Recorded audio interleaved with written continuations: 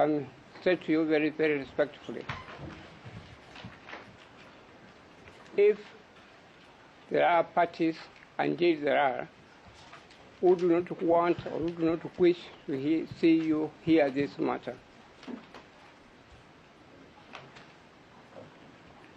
please walk out.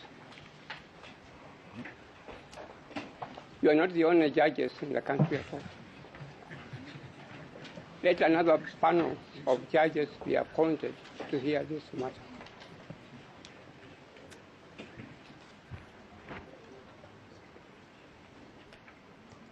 My Lord, if I may say so very respectfully, to refer to my own history. When you reach my age, you keep on looking at your history. I remember there were one or two expatriate judges, colonial judges. The moment you said to him, to him, but Your Lordship, I would like you not to hear this matter. I want you to recuse yourself. His response was, okay, Khaminwa, if you don't want me to hear this case, let another judge hear it. That is the attitude you should take. Those of us who have had the advantage of receiving higher education know when you're dealing introduction to philosophy, you are taught that perception, the first course you take is perception and reality. Perception and reality. When you're studying philosophy, perception is a very important concept when it comes to the arena of politics.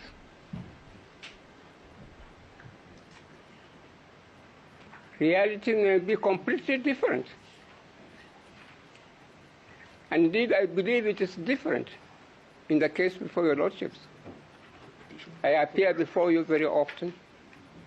I've never entertained any idea about your standing in relation to justice.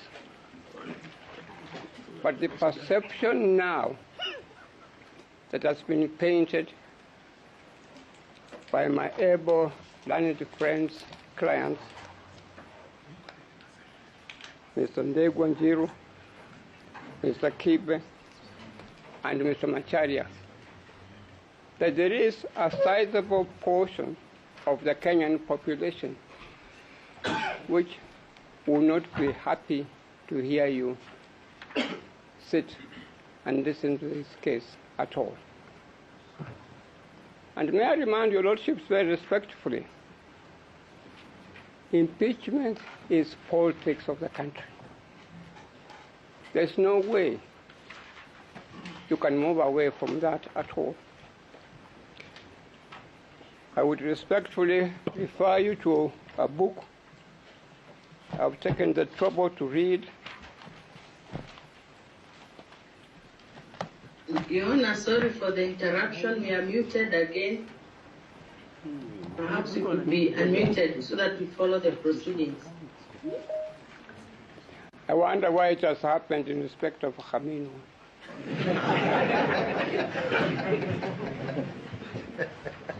Can I speak now? Can I speak? Yes, sir. You've not been muted. Yes. Yes. Your Honor, there is a book here, Politics of Presidential Impeachment. Politics of Presidential Impeachment. I've taken the trouble during the weekends to read this book. Impeachment is politics of the country. There is no way you can remove it from the politics of the country at all. And that's why I'm saying, Your Lordship, very respectfully, that as you have been told, there are some people who feel very strongly that you should not hear this case. Get out. Let them get other judges to hear the case. You have no vested interest in the matter. There's no reason for you to remain in the case when other people do not want you to hear the case at all. May I remind you, my lords, when you are hearing impeachment cases, advocates should be able to think broadly and bring to your notice the culture of the people that you are serving. There is a little song there's a song that is sung by a little girl in Kenya. To those of us who listen to the Kenyan radio may have heard of it. She says in Kiswahili, Kenya ni nchi ya watu akili kidogo. She sings very beautifully. Kenya ni nchi ya watu kidogo.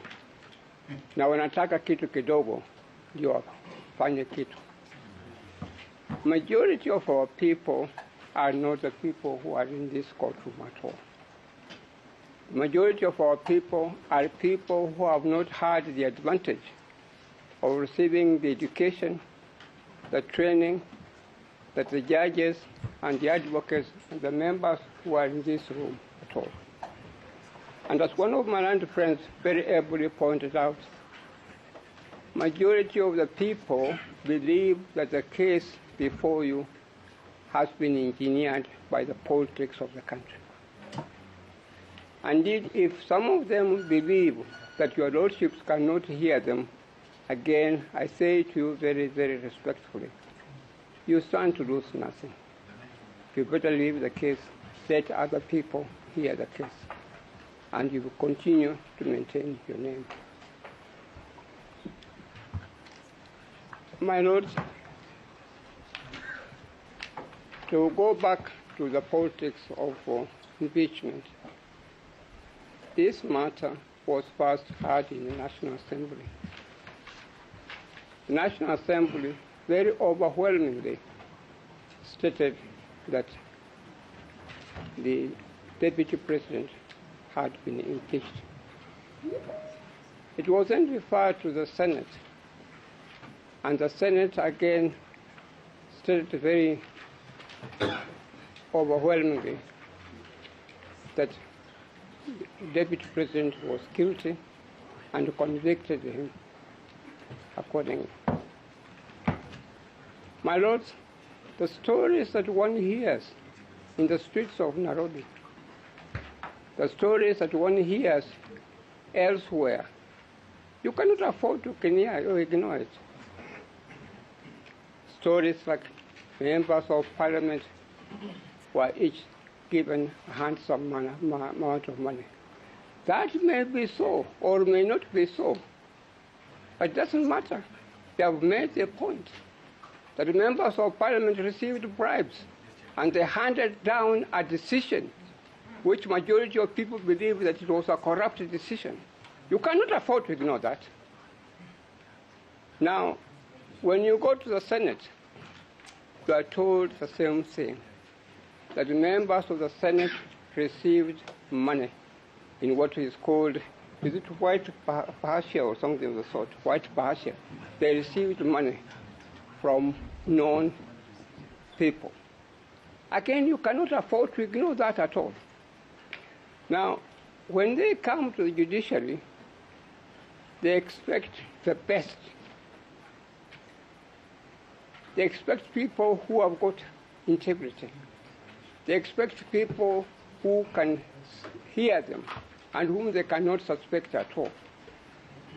But if then they are suspecting some people, whether truthfully, whether honestly or not, it is my humble submission, the natural thing as a judge, if I was sitting where your lordships are sitting, I would say, as Khaminwa, I'm walking out. Do not sit. It is the judiciary that people have got confidence in. And as I may remind you, your lordships, very respectfully,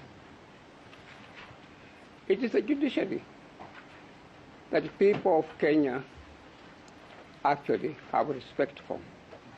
It is the judiciary, the judges, that people think that can do good in Kenya. When we had a problem in the year 2007, it is the judiciary that saved the country. When we had a problem recently during the time of President Uhuru Kenyatta, and the matter went to the Supreme Court. It is again the judiciary that saved the country. Now, if you find that people now are questioning the very institution of the judiciary, it is my humble submission that as a judge, move out. Say thank you, I'm moving out. That does not necessarily mean that there is something wrong with you at all. And as I've said, my lords, I've spent many years appearing before your lordship, Mr. Justice Ogola, in Mombasa. At no time did anybody ever open his mouth and say to me that, Khaminwa, this Justice Ogola is this, is this, is this, is this. Nobody ever did it. My Lord, Mr. Justice Murima, I've had the privilege of appearing before you in many cases. There are cases where you have given me rulings. There are cases where you have not given me orders at all. But at no stage did I ever entertain an idea that there's something wrong with Justice Murima.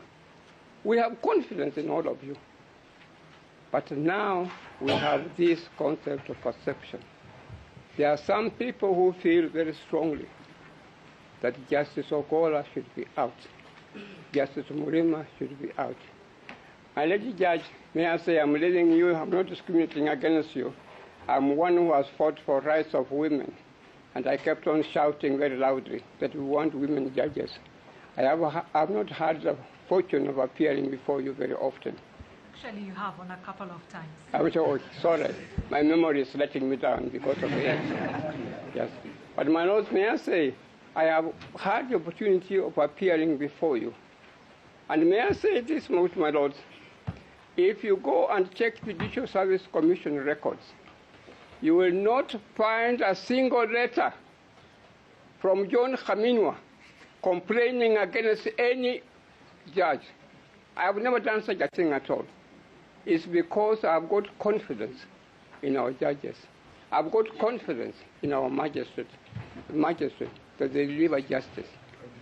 But I'm just saying you, my lords and my lady, if at this time we have some people who feel very strongly because that they may not get justice before you at all, please walk out.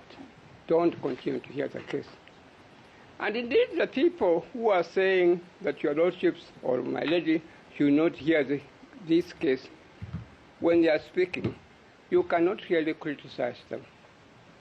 They have got some valid complaints. My lords, United States of America, which I had the opportunity and the privilege of getting and studying their jurisprudence, they gave me additional legal education. United States of America, which has an impeachment provisions like Kenya, for 200 years, there is no president or deputy president who has been impeached and the impeachment has succeeded. None at all. None at all. Kenya, a young country which got the first constitution involving impeachment provisions, came into operation in 2010, and in 2024, we are now being told the deputy president has been impeached successfully, has been found guilty. Is it unreasonable to suspect there is something wrong? Is it unreasonable to suspect that someone is doing something wrong? Kachagwa may be a nurse, may not be probably properly educated, but he's a deputy president of the Republic of Kenya. Why should he be the first one within such a short time to be impeached in the country? Can't you suspect there is something wrong, that you are not doing some things properly? That America, which has had impeachment provisions for 200 years, has never successfully convicted someone for impeachment at all, a politician. Thank you, Dr. Khaminwa. Thank you very much. My Lord, may I say thank you, but may I say with your lordship's respect, I would appreciate if you would uphold my submissions. Thank you.